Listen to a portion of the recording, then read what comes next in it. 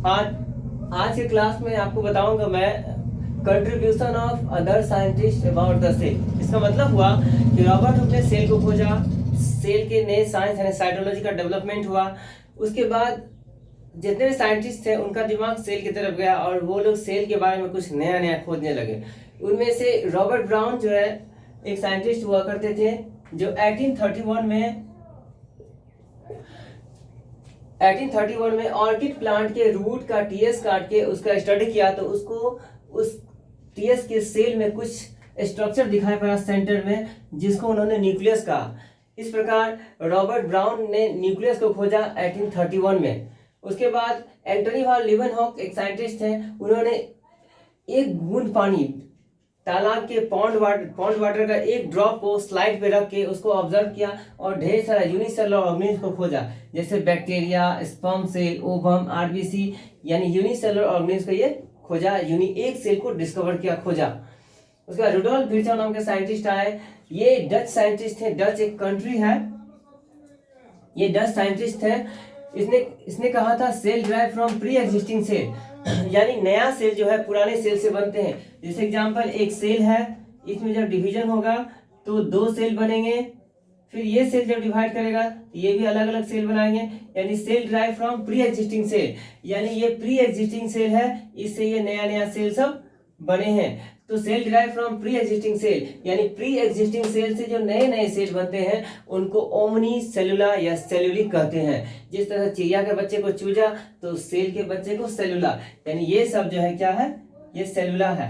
यानी इसको जो सेल प्री एग्जिस्टिंग सेल से जो नया सेल बनता है उसको ओमनी सेलुला सेल्यूलिक कहते हैं। उसके बाद एमएस स्लेटन एक साइंटिस्ट थे जो जर्मनी के थे, इनको जर्मन बॉटनिस्ट कहा जाता है। 1831 में इन्होंने प्लांट को ऑब्जर्व किया था और कहा था जितने भी प्लांट्स हैं वो एक अलग तरह के सेल से बने हुए हैं, उनको प्लांट सेल कहते हैं, यानी प्लांट सब प्लांट सेल के बने हुए हैं। उसके बाद थियोडोर स्वान 1839 में ये साइंटिस्ट आए थे। इन्होंने ये ब्रिटिश के थे, ब्रिटिश जियोलॉजिस्ट। 1839 में ये ब्रिटिश जियोलॉजिस्ट एक कंसेप्ट दिए थे, ये एनिमल सेल को ऑब्जर्व किए थे और कहे थे जितना भी एनिमल है सब एनिमल सेल से बने हुए हैं। और इस तरह से सेल के बारे में ढेर सारे साइंटिस्ट है कुछ न कुछ अपनी बातों को रखे थे।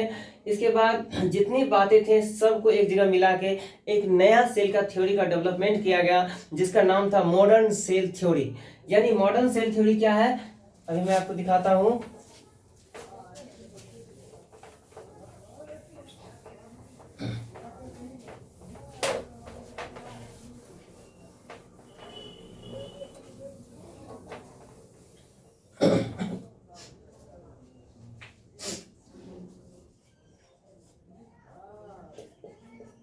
मॉडर्न सेल थ्योरी, इसके बारे में कहा जाता है it is combination of all the theories given by scientist, यानी ये कॉम्बिनेशन है, it is combination of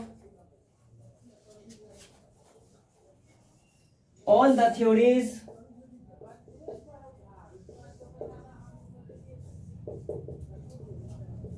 given by scientist,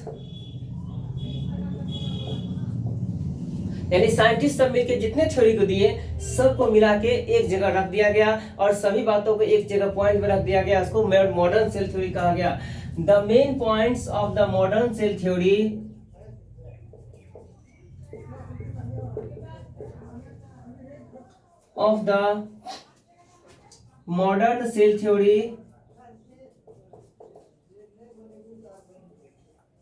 are as follows। तो पहला पॉइंट था all organism consist of cell.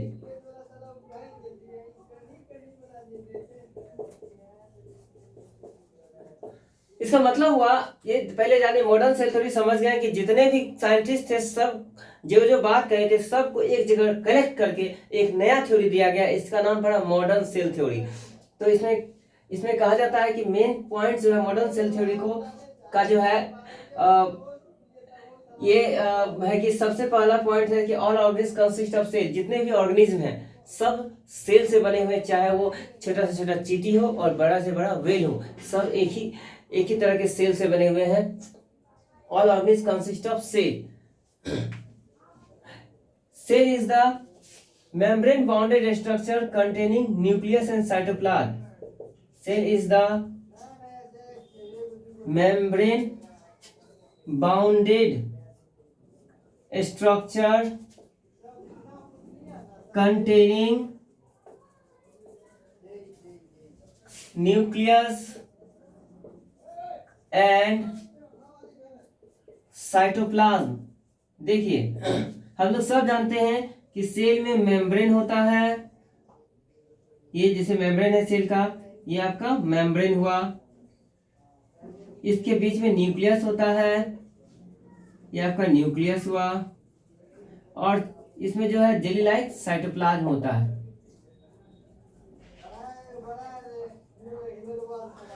उसके बाद है cell is the storehouse of genetical information.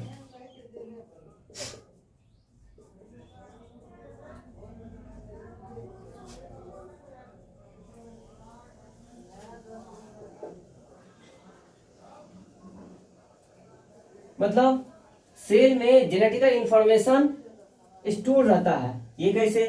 तो हम लोग सब जानते हैं कि सेल के न्यूक्लियस के अंदर क्रोमोसोम होता है।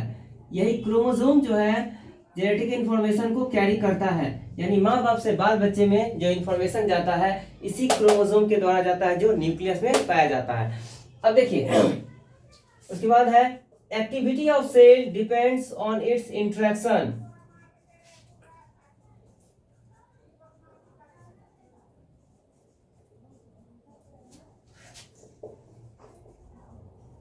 इंट्रैक्शन का मतलब होता है जिससे बना हुआ है। जैसे हम बात करें कि आरबीसी फ्लूइड है, डब्ल्यूबीसी फ्लूइड है तो बहता है।